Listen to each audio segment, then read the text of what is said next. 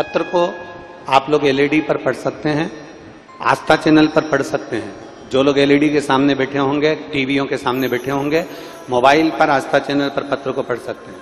हर हर भोलेनाथ, श्री शिवाय नमस्तुभ्यम, धन धन भोलेनाथ तुम्हारा, कौड़ी नहीं खजाने में, 3 लोग बस्ती में बसाए, आप बसे बिराने में। बाबा मैं क्या वर्णन करूं। मेरा नाम देवानंद साहू, मेरी पत्नी श्रीमती धनेश्वरी साहू, बजरंगपुर नवा गांव, वार्ड नंबर 1, राजनंद गांव, छत्तीसगढ़ के निवासी हूं।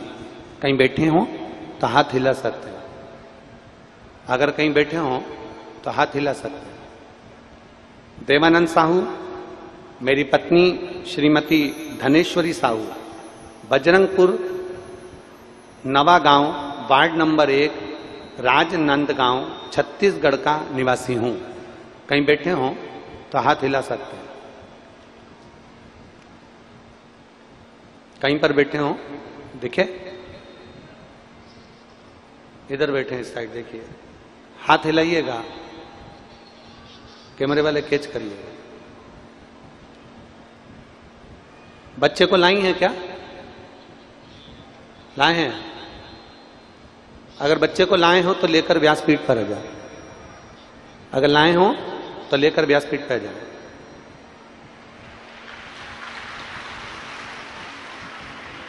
देवानंद साहू, मेरी पत्नी श्रीमती धनेश्वरी साहू, बजरंगपुर नवा गांव, वार्ड नंबर 1, राजनंदगांव, छत्तीसगढ़ का निवासी हूं। एक लोटे जल का महिमा का क्या बखान करूं गुरुदेव। मेरे विवाह को 25 साल हो गए थे, 25 साल पूरे निकल गए, संतान का सुख नहीं था बाबा। दुनिया के लोग 1 साल, 2 साल, 3 साल, 4 साल, 5 साल, 10 साल तक इंतजार करते हैं गुरुदेव। अब हम आपसे पूछें, यहां मेरी जीजियां भी बैठी हैं, यहां मेरे जीजा उन भी बैठे हैं, यहां मेरी बेटियां भी बैठी हैं, बेटे भी बैठे हैं। एक विचार करिएगा, जरा विचार करिए। मेरी जीजियां जितनी बैठी हैं ना, वो हृदय पर हाथ रखकर बोलना, विचार कर कर बोलना, एक नारी कितने साल तक बच्चे का इंतजार कर सकती है कि मुझे संतान होगी। 1-2 साल नहीं हुई तो 2-4 साल में हो जाएगी, 5 साल में हो जाएगी, 6 साल में हो जाएगी, 7 साल में हो जाएगी, 8 साल में हो जाएगी। पर ईमानदारी से बोलो, 10 साल पूरे निकल जाए तो फिर संतान होने का कोई योग रह पाता है क्या? अरे बोलो तो जम के, ऐसा मन में रहता है कि अभी और औलाद होगी। 10 साल तक औलाद नहीं हुई, चलो फिर विचार करा कि 10-5 साल और इंतजार कर लूं, 15 साल में औलाद हो जाए तो भी बाबा अब औलाद नहीं हुई। फिर विचार करा कि औलाद 15 साल तक नहीं हो तो कम से कम 20 साल में औलाद हो जाए।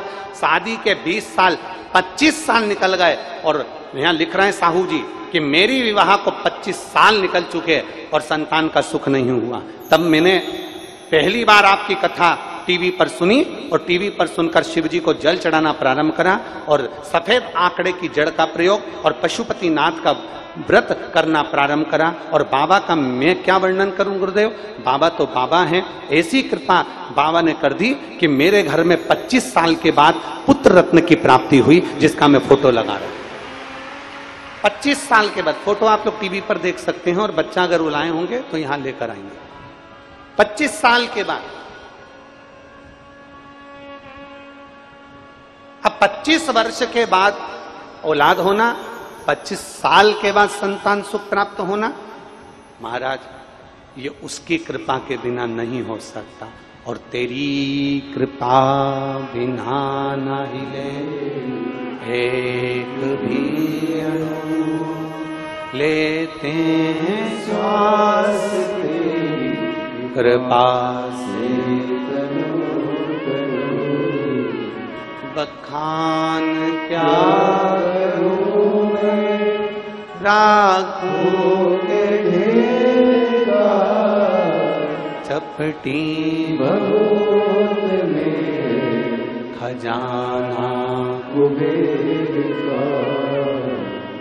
हे गंगाधार मुक्तिहार ओंकार तू, बाबा ओंकार तू, आयो शरण तिहार शंभु तार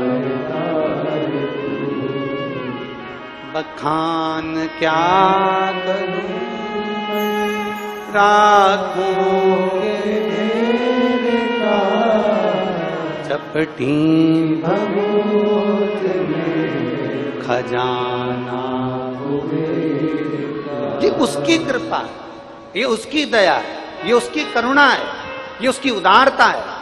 लोग तुमसे पूछें कि एक लोटे जल का महत्व क्या है, लोग तुमसे कहें कि बेलपत्री खाने से क्या होता है, दुनिया के लोग कहें शिवपुराण सुनने से क्या होता है, उनको बताना जब व्यक्ति पूरी आस छोड़ देता है और भोलेनाथ पर जब आश्रित हो जाता है तब 25 साल के बाद भी औलाद जन्म ले लेती है। ये प्रमाण है शास्त्र।